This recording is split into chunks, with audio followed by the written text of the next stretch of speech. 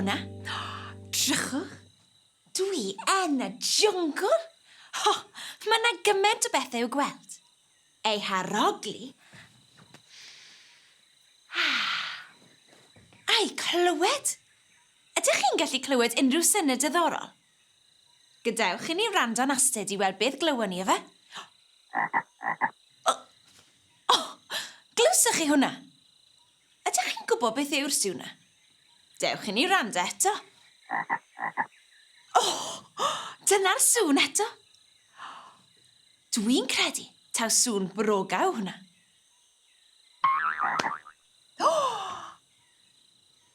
Helo, froga bach. Sut wyt ti heddiw? Da iawn. Dwi wrth y modd yn gwrando ar syniad difyr y jyngl. Hei, dwi newydd gofio am stori wych am gryw o ffrindiau glywodd sŵn eitha anarferol yn y jyngl. Ydych chi eisiau chlywed hi? Ydych? Gwych! Dwi'n caru adael stori. Roedd hi'n boeth tu hwnt yn y jyngl ac roedd Michael Monkey, Eli Elephant a Llyr Llew wedi penderfynu cymryd siesta. Cws bach ganol pnawn yw siesta. Mae pobl ac anifeiliaid mewn gwledydd twyn yn blino cymaint oherwydd y gres. Maen nhw'n mynd i gysgu.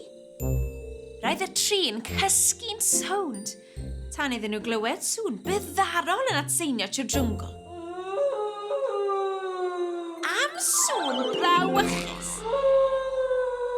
Cafodd Michael drian gymaint o sioc nes iddo cwmpo mas o'i goeden. Drian a Michael. Roedd y tri creadur wedi drysu'n llwyr.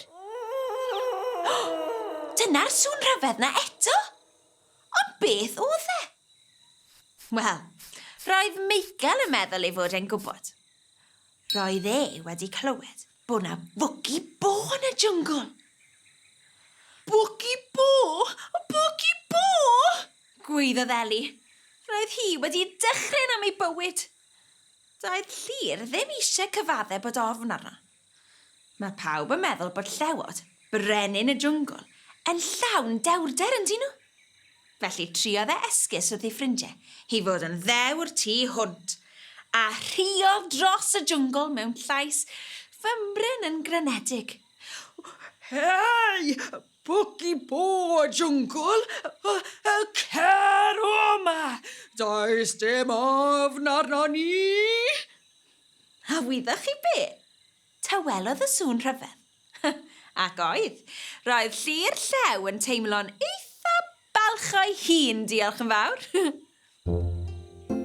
Aeth y tri ffrind nôl i gysgu ar unwaith, yn teimlo'n llawn ryddhad bod Llyr y Llew dewr wedi llwyddo i gael gwared ar yr hen fwgi bo swnllid na. Na, dyna'r sŵn eto. Cafodd Eli drian gymaint o fraw nes iddi neidio mewn ofn a tharo ei ffen ar un o ganghenau'r goeden. Drian a Eli. Roedd hyn yn dechrau mynd yn wirion. Allai'r criw ddim cario ymlaen fel hyn, yn cael ei deffro gan sŵn byddarol bwgi bo'r jwngl. Roedd Michael yn poeni'n fawr am y bwgi bo, ond triodd Llyr y Llew caredig dawelu i feddwl. Pai ti a phoeni, Michael, meddai Llyr yn glen. Dwi'n siŵr y gallai i gael gwared o'r bwgi bo gwirion yma. Dyw bwgi bo bach dwl yn ddim problem i lew dewr a hyderus fel fi. Felly dyma fe'n clirio'i lwnc. A rhio dros y jwngl unwaith eto, yn gryfach y tro hwn. Caru mae'r hen fwgi bo diflas, does dim ofn arno ni. Am eiliad, roedd y jwngl yn dawel. Roedd Llyr yn falch iawn o'i hun. Roedd wedi llwyddo cael gwared ar y bwgi bo. Naddo. Roedd Llyr yn crynu fel deilen. Yn sydyn, cafodd Eli syniad. Roedd Eli'n credu taw'r peth gorau i'w wneud fyddai'n mynd i chwilio am y bwgi bo, esbonio bod y criw wir eisiau mynd i gysgu, a gofyn yn garedig a fydde fe'n fodlon bod yn dawel. Wynebu'r broblem a'i datrys unwaith ac am byth. Am syniad call. Felly ffwrdd â'r ffrindiau trwy'r jwngl gan ddilyn y sŵn ofnadwy. Wel, am hen hir a hwyr, fe wnaethon nhw lwyddo i ddod o hyd i beth, neu bwy, oedd yn gyfrifol am y sŵn. A chredwch chi fyth pwy oedd wrthi. Cled y crocodeil. Cled oedd wedi bod yn gwneud y sŵn dechrynllyd trwy'r dydd. Dim bwci bo. Ta beth, sdim fath beth a bwci bo i gael, os e? Roedd rhywbeth mawr yn bod y cled yn amlwg. Doedd e ddim yn gwneud sŵn fel hyn fel arfer. Felly beth oedd yn digwydd? Wel, o'r diwedd, cafodd y criw ateb i'r dirgelwch.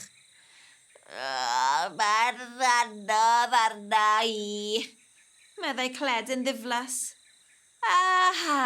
Roedd y cyfan yn gwneud synwyr nawr. Aeth cled yn ei flaen i egluro mwy. Mae e a phob crocodeil arall yn gwneud sŵn snap, snap gyda'i geg o hyd. Roedd yr holl snapio wedi achosi iddo dorri dant. Ac roedd e'n boenus. Roedd gan y ffrindiau ateb syml ynglyn â sut i leddfu poen cled. Trip i weld y deintydd. Dewch, bawb, galwodd Eli. O, ti hefyd, cled? Ar ôl i Daniel deintydd gywiro i ddant, fydde cled fel y boi unwaith eto.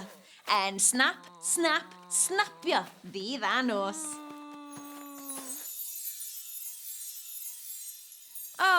Drian a cled. Mae cael y fanodd yn boenus iawn. Hei, rydyn ni gyd yn gwybod bod y crocodeil yn gwneud sŵn snap, snap, ond i ni. Ond ydych chi'n gwybod pa synau mae gweddill yr anifeiliaid yn ei gwneud?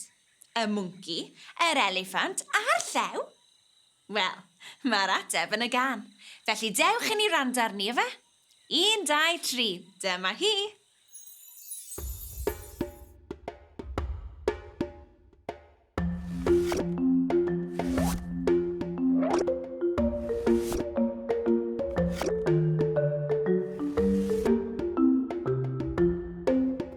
Mistar Crocodeil ydw, snap, snap.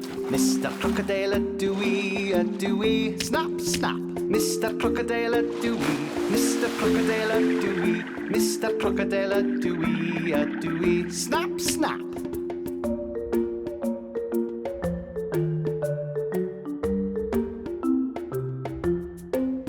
Mistar Monkey ydw, Mistar Monkey ydw, Mistar Monkey ydw, Mistar Monkey ydw, Mistar Monkey ydw.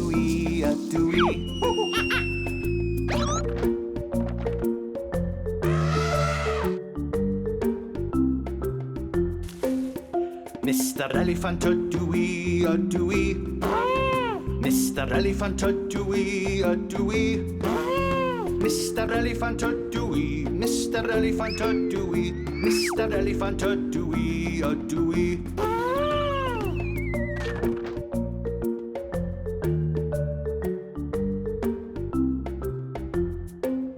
Mistar Llew ydw, ra, ra.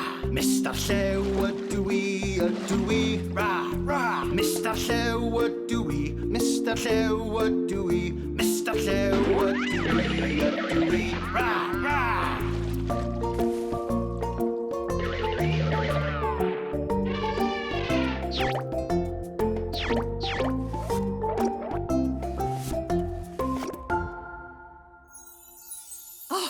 Dyna griw bywiog, ynddo fe? Roedd hi'n braf gweld cled yn swnio mwy fel ei hun eto. Mae'n rhaid bod y trip i'r deintydd wedi gwneud y tric. Wy'n caru datrys dirgelwch. Nag i chi? Yn enwedig un bach doniol. Tan tro nesa, hwyl fawr!